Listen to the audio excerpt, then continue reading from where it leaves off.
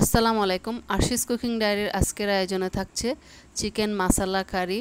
যারা একঘেয়েমি ব্রয়লার মুরগির মাংস খেতে খেতে অভ্যস্ত হয়ে গেছেন তারা এই রেসিপিটা ফলো করে রান্না করতে পারেন। যদি এই রেসিপিটা ফলো করে রান্না করেন তাহলে আশা করব আপনার রান্নাটা হবে একেবারে অনন্য অসাধারণ।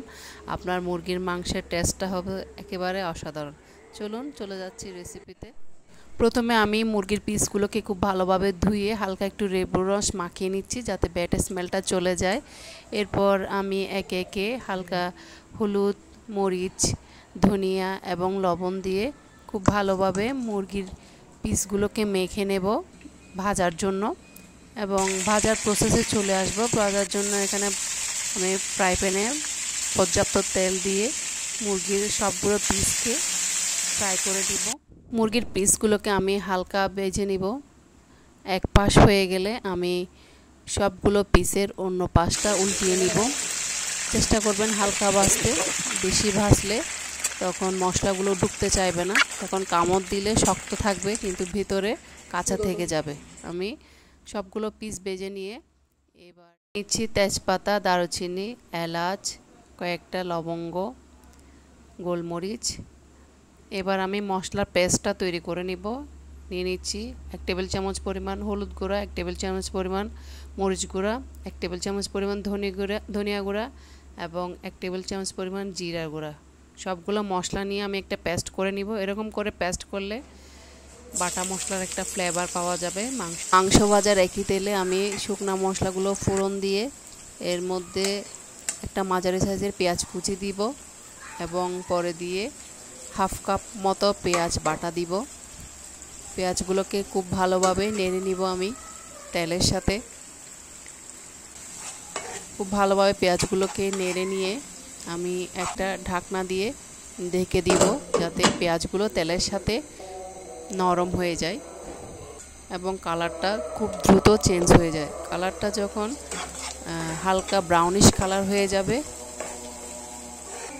তখন আমি এর মধ্যে দিয়ে দিব 1 টেবিল চামচ আদা বাটা এবং 1 টেবিল চামচ রসুন বাটা। আবারও সবগুলো মশলা খুব ভালোভাবে নেড়ে নিচ্ছি যাতে আদা রসুনের কাঁচা গন্ধটা চলে যায়। এ পর্যায়ে আমি হালকা পানি দিব এবং আগে থেকে তৈরি করা পেস্টটা এর মধ্যে দিয়ে দিব। এবার মশলাটা আমি খুব ভালোভাবে কষিয়ে নিব এবং ঢাকনাটা দিয়ে দিব। এর একটু পর আবারও মশলাটা খুব ভালোভাবে কষিয়ে নিচ্ছি। যখন মশলা থেকে তেলটা আলাদা হয়ে যাবে তখন এ পর্যায়ে আমি দিয়ে দিব স্বাদ মতো লবণ এবং আগে থেকে ভেজে রাখা চিকেনের পিসগুলো দিয়ে দিব। ঢাকনা দিয়ে উপর থেকে ঢাকনা দিয়ে দিব এবং ঢাকনাটা খুলে এর 1 মিনিট পর আমি ঢাকনাটা খুলে আমি সবগুলো চিকেনের পিসকে উল্টিয়ে আবারও ঢাকনাটা লাগিয়ে দিব।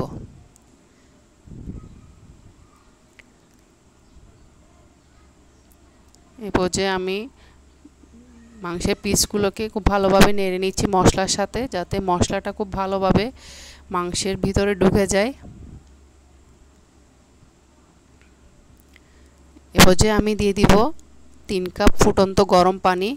যেহেতু আমি মাংসটাকে স্লো কুক করব তাই মাংসটা সিদ্ধ হওয়ার জন্য এবং মশলার সবগুলো উপকরণ যাতে মাংসের ভিতর ঢুকে যায় তাই এই স্লো কুকটা আমি করব।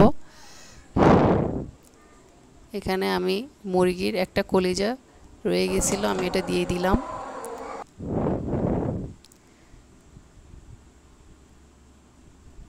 এবার যে ঢাকনাটা তুলে আমি আগে থেকে কেটে রাখা কাঁচামরিচ দিয়ে দিব। চুলার জালটা একদম লো, মিডিয়াম টু লো এর মাঝামাঝি থাকবে যেহেতু আমি রান্নাটা পুরোপুরি স্লো প্রসেসে করব। এই পর্যায়ে আমার মুরগিটা প্রায় ডান হয়ে গেছে অলমোস্ট।